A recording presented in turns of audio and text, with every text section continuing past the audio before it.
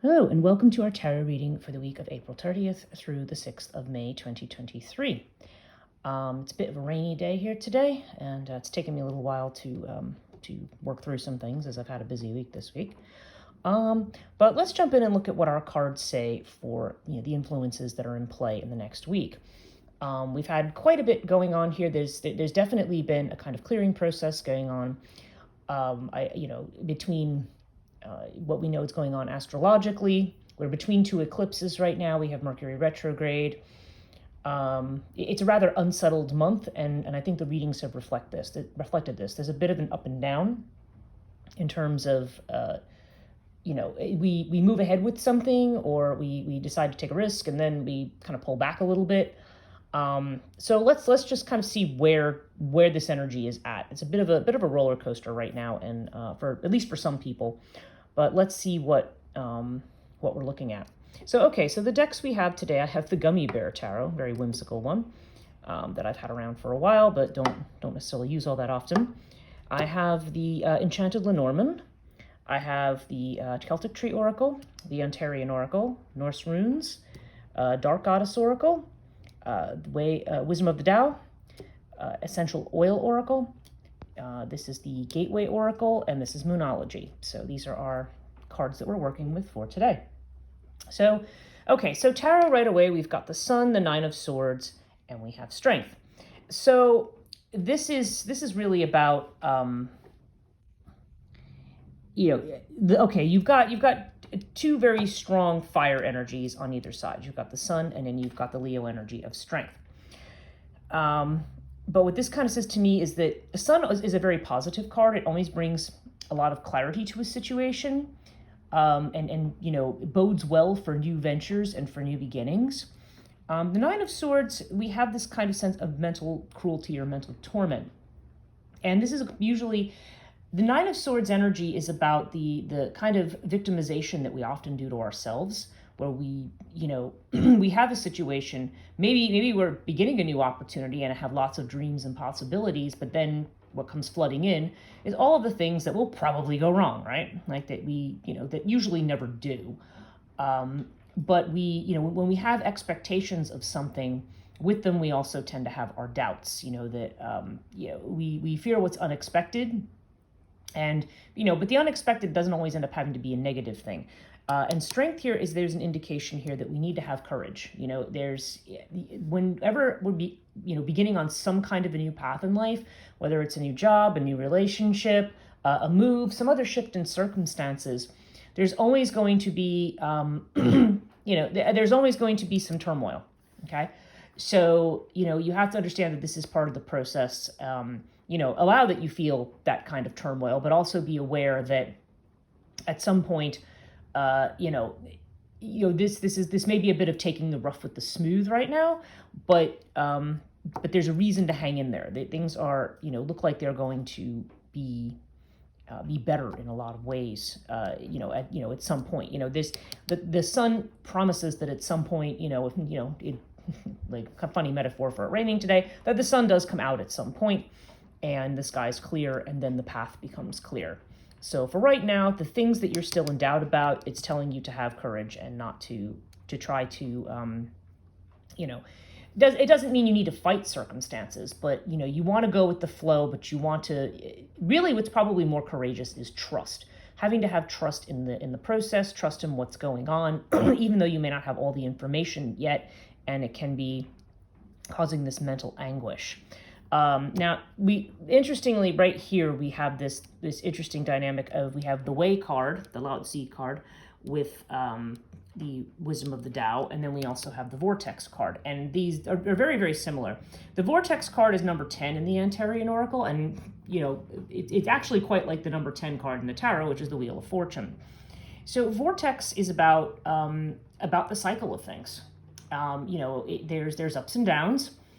But there's a certain, but timing it becomes a very, very critical thing when I see this card. I do find, I'm not necessarily fond of the phrase divine timing, but you understand there is a right time for things. Okay. There is a correct season. There's a correct, a correct stage at which things have developed to the point that you can have the things that you want.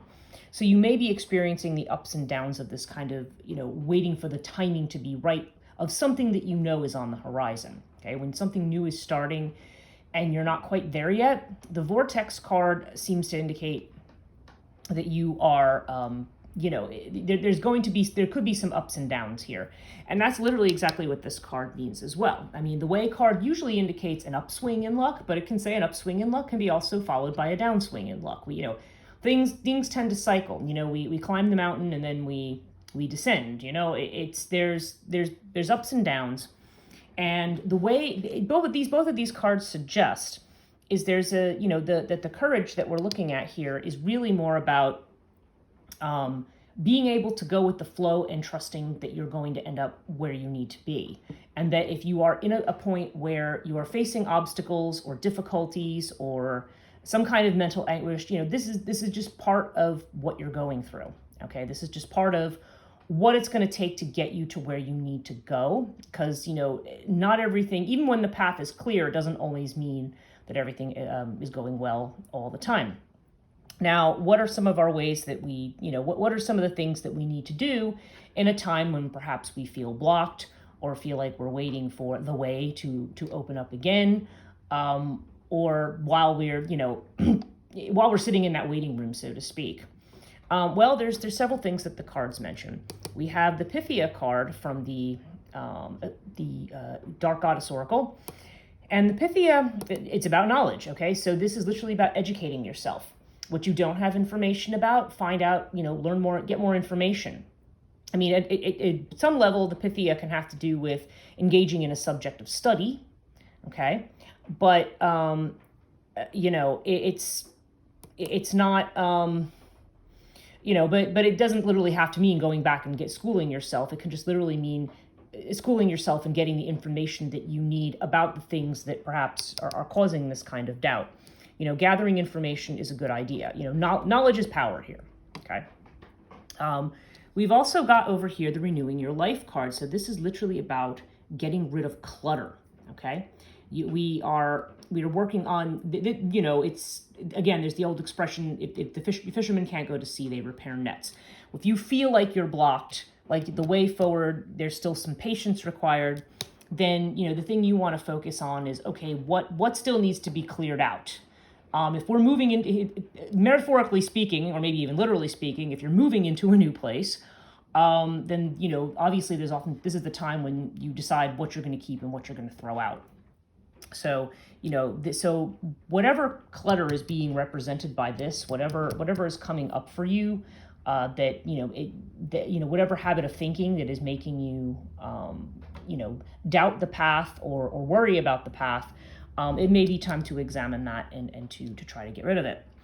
We also, on the same line, we have the Work Through Your Fears card, the New Moon in Scorpio. So this is a time to be, yours, basically, and really the meaning of this card has to do with, a new beginning of something where there can be, it can be a bumpy ride. It's not all rainbows and unicorns, I think, as the booklet says, something like that. But it's not, but even though some of this period may feel a little dark or may feel a little deep, it's most definitely the right time to be, again, work through your fears. Have the courage here. It's time to strengthen yourself and to you want to be working on, you don't want to let your fears hold you back, because you're not, this is just part of being on this new path and trying to move ahead in your life.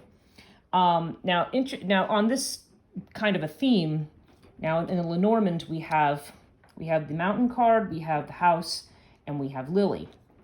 Now, read as a sentence, it could indicate a remote home, or it can indicate obstacles that maybe are keeping you at home, keeping you from being metaphorically or literally at sea.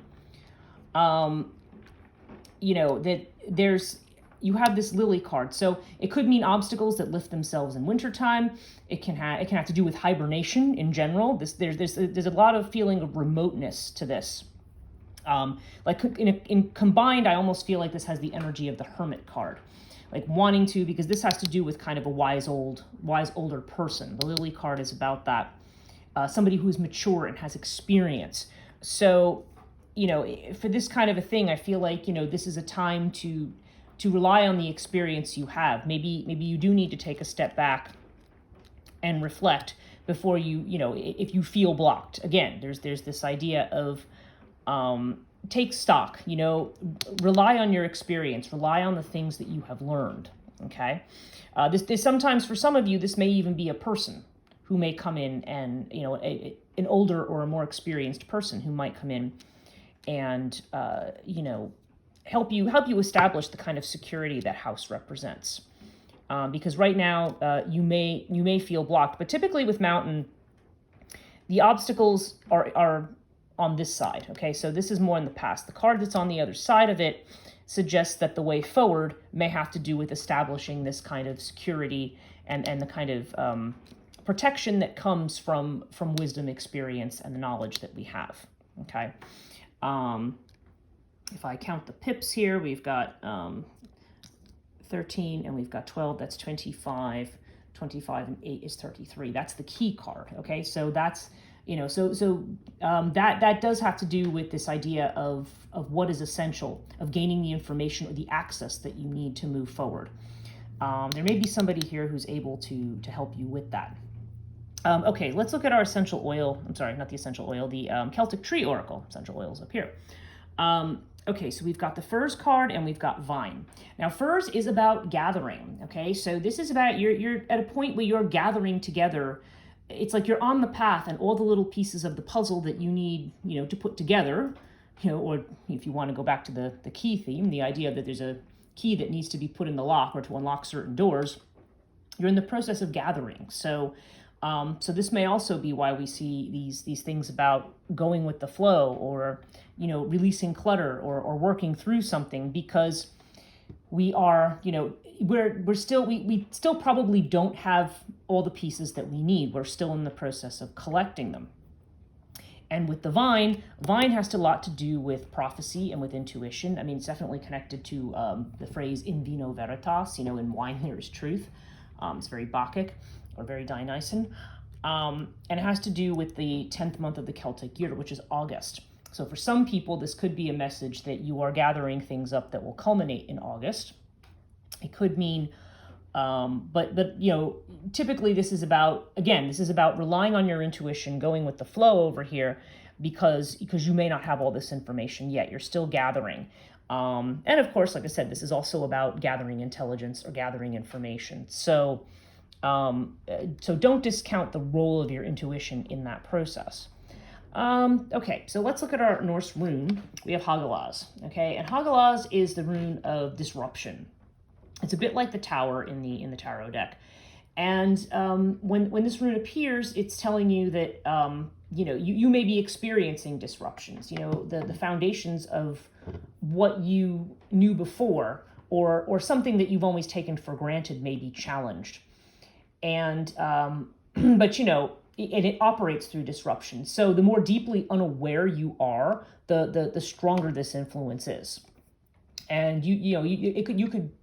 sometimes it could be a sudden shock, but if you've been listening to your instincts and cultivating awareness, this just may be more that confirmation of something that maybe, of a change that maybe you suspected is coming, but hadn't quite, manifested yet. And the fact that we're seeing it next to these ideas of, the way and the wheel here is, suggests that this is the only thing you can do at this time is go with the flow and trust your instincts over here, and just gather as much information as you can. Okay, gathering up here.